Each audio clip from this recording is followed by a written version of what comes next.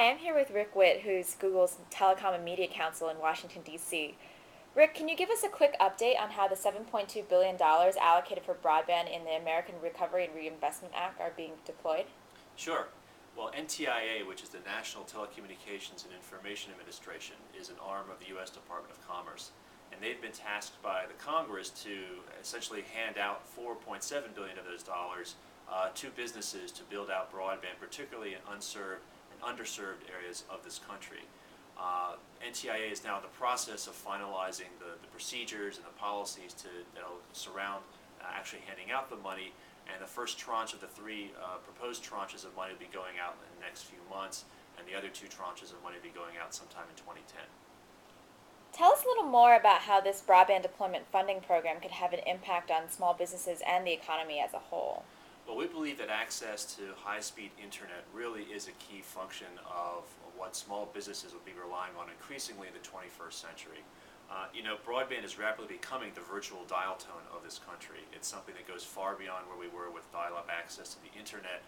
The always-on connection gives you access to all of the richness, the content, the applications that are out there, the services being provided by people on the internet. And for small businesses, it's a vital way to compete not just with each other, but effectively compete with larger enterprises, not just here, but around the world. And so having access to high-speed internet really makes that work well. Conversely, if there isn't high-speed access using a broadband network, maybe because the prices are too high or because there isn't even a supply of broadband in the area, then the small businesses suffer accordingly. So it's our hope that the NTIA program will effectively help deploy some much-needed broadband networks across this country. The scale and the scope of this program seems unprecedented, even by DC standards. It is an amazingly complicated process that NTIA is going through right now. In a very short time frame, they have billions of dollars to allocate and put out, and hopefully to be funded successfully by hundreds of business plans, business models, by lots of different entities. The focus right now really is on those entities, the folks who are going to become the applicants, who are going to read the processes and procedures and propose their business models to the policymakers, who then will determine which ones are best suited to deal with the needs of our country, and then will allocate the money accordingly. Well, what are some other ways that the stimulus program can impact small business operations online? Are there particularly important factors that policymakers should consider? We think a key aspect of this that policymakers need to keep in mind is the non-discrimination requirement that Congress included in the legislative vehicle that NTIA is now in the process of administering.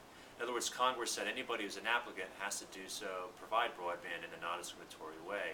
And that's really, to our mind, critical for the success of the program itself. Innovation really has become the fuel that has engendered the growth and success of the internet over the past 15 years. And innovation happens when you have the ability for end users to use the internet as a platform without any undue interference by the underlying broadband provider. For example, you can imagine a situation where a broadband company perhaps is providing a video service, and they don't want to have that video service competing with another service that's coming from the internet, so they may want to find ways to slow down the competing service or even block or degrade access to that service. That, of course, is not going to benefit anybody, particularly smaller businesses trying to use high-speed access to the net to compete effectively. So if you have a non-discrimination safeguard in place, small businesses can, for the first time, have access to the net using these high-speed connections, compete with each other, compete with larger enterprises, and especially compete effectively with folks around the world. Many companies who already have access to broadband. This gives us more of a level playing field to compete with those entities. Thanks, Rick, for sharing your thoughts with us. Sure.